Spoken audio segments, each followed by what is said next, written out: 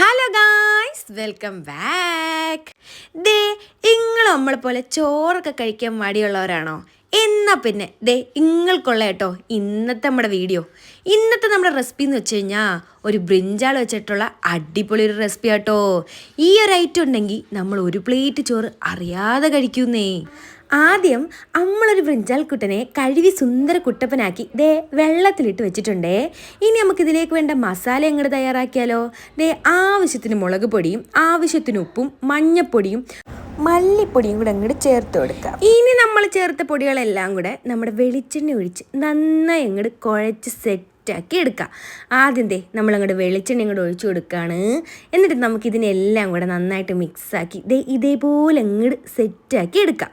ഇനി നമ്മൾ കഴുകി സുന്ദരക്കുട്ടപ്പനാക്കി വെള്ളത്തിലിട്ടേക്കുന്ന നമ്മുടെ ബ്രിഞ്ചാൽ കുട്ടന്മാരെ എല്ലാം കൂടെ എടുത്ത് ഈ പൊടിയിലേക്ക് അങ്ങോട്ട് ഇട്ട് കൊടുക്കാം.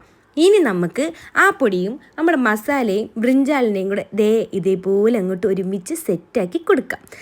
ഇതേപോലെ എല്ലാം നല്ല പോലെ ബ്രിഞ്ചാൽ പിടിക്കുന്ന രീതിയിൽ ഇതേപോലെ ഇളക്കി സെറ്റാക്കി എടുത്തിട്ടുണ്ടേ. ഇനി ആദ്യം നമ്മൾ സെറ്റാക്കി വെച്ചിരിക്കുന്ന നമ്മുടെ ബ്രിഞ്ചാൽ കുട്ടന്മാരെ നന്നായി എണ്ണയിലിട്ടങ്ങോട്ട് മൊരിപ്പിച്ച് കോരി അങ്ങോട്ട് എടുക്കാന്നേ. ആദ്യം വെളിച്ചെണ്ണ അങ്ങോട്ട് ഒഴിച്ചു കൊടുക്കുക. ചൂടാകുന്നതിന് മുമ്പ് ഞാനെല്ലാം പറക്കിയിട്ടു എണ്ണ ചൂടാവാനുള്ള ക്ഷമയില്ല നമുക്ക്. നമ്മുടെ ബ്രിഞ്ചാൽ കുട്ടന്മാരെ എല്ലാവരെയും കൂടി എണ്ണയിലിട്ടങ്ങോട്ട് വറുത്ത് കോരി അങ്ങോട്ട് സെറ്റാക്കി എടുക്കുക കേട്ടോ. മറിച്ചിട്ട് കൊടുക്കുക, തിരിച്ചിട്ട് കൊടുക്കുക, വേവിക്കുക, മറിക്കുക, തിരിക്കുക, വേവിക്കുക. ഇനി നന്നായി മോരിന് സെറ്റായി വന്ന നമ്മുടെ ബ്രിഞ്ചാൽ കുട്ടന്മാരെ ഒരു ഗ്ലാസ് ബൗളിലേക്ക് ഞാൻ അങ്ങോട്ട് മാറ്റിയിട്ടുണ്ടേ. ഇനി നമുക്കിതിലേക്ക് വേണ്ടത് തൈരാട്ടോ. ഞാൻ അരക്കപ്പ് തൈരും ഒരു ഗ്ലാസ് വെള്ളവും കൂടെ ഒഴിച്ച് മിക്സാക്കി എടുത്ത തൈരാണ് ഇത്. എന്നിട്ട് നമ്മുടെ ബ്രിഞ്ചാൽ കുട്ടലിലോട്ട് അങ്ങോട്ട് ഒഴിച്ചു കൊടുത്ത് അതിൽ ശകല ഉപ്പും കൂടെ ചേർത്തിട്ടുണ്ടായിരുന്നേ. ഉപ്പ് നമുക്ക് വേണ്ടുന്നതനുസരിച്ച് ചേർക്കാം കേട്ടോ. ഇനി നമുക്കതിലേക്ക് വേണ്ടത് താളിപ്പാണ്. കുറച്ച് വെളിച്ചെണ്ണ അങ്ങോട്ട് ഒഴിച്ചു കൊടുക്കുക. വെളിച്ചെണ്ണ ചൂടാകുമ്പോൾ കടുകിട്ട് കറുമുറ അങ്ങോട്ട് പൊട്ടിക്കുക. പിന്നീട് ജീരകം അങ്ങോട്ട് ഇട്ട് കൊടുക്കുക. അവ രണ്ടൊരു കറുമുറ അങ്ങോട്ട് പൊട്ടി വരുമ്പം ഇവരുടെ കൂട്ടുകാരനായ കറിവേപ്പിലേ അതിലേക്ക് അങ്ങോട്ട് ഇട്ട് കൊടുക്കുക.